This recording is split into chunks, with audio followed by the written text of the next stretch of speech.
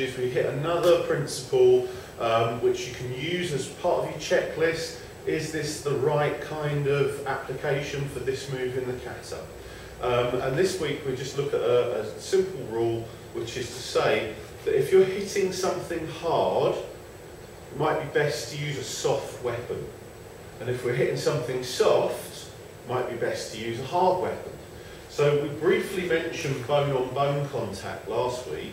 When we do bone-on-bone contact, we said it had to be an electric kind of shot if we were using bone-on-bone. But of course, if I want to go for the hard and heavy kind of shot, then I just need to use a soft weapon. So something like your palm heel, if you're bringing that in on the head, then that works very well for us. Similarly, if I'm going to use my elbow, I might be better off sticking it somewhere that's relatively soft compared to the bone. That means that if I'm going to use this on the bone, I need to look for a soft spot, like the temple, or the eye, or down on the jaw, rather than going crunch right into the middle of the hard patch.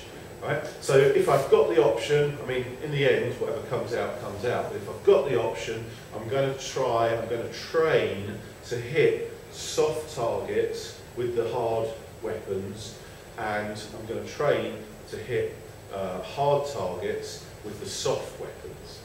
So what's this got to do with your kata? Well, if we're stepping in and doing this in our kata, teisho, palm heel strike, such as you find in kata like Jion, then I really don't want to be landing it in his middle. Now it's very easily changed, because we know that, say you've got a hook coming in over there, I'm going to take that because I'm already using hikite properly, I pull onto that, that changes his height, my stance brings me down, and now look, the palm heel strike is across the face, across the jaw, or across the skull. So that tells us that actually that might be a pretty good use for that technique, because the palm heel strike is now going to a hard target.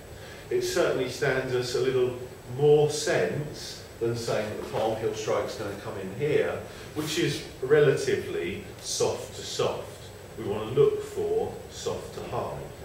So we could be receiving the hook over here, come into here, palm heel strike just comes out through here, and you just drive that through, making the penetration, and you get that idea, soft weapon, hard target. So there you go, principle for this week. If you're going to hit something soft, use something hard. If you're going to hit something hard, use something soft. And as a general rule, that's going to work.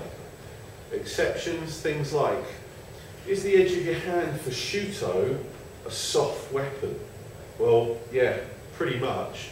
So why then do I want to let that land on the neck? Well, yeah, maybe I look for something hard and chop into the collarbone or something. But the neck's a really good target. We can rationalise it as, well, it's thin, so it needs to go in this tight space.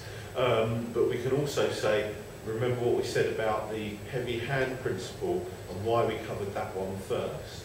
When I hit this, I don't want to bounce, I don't want to chop it and bounce. Most of the times we do a shuto in a kata, it's going to land big and it's a big expressive movement. So we can say that that's going to hit and penetrate, which gives us that heavy hand kind of inclination from the performance.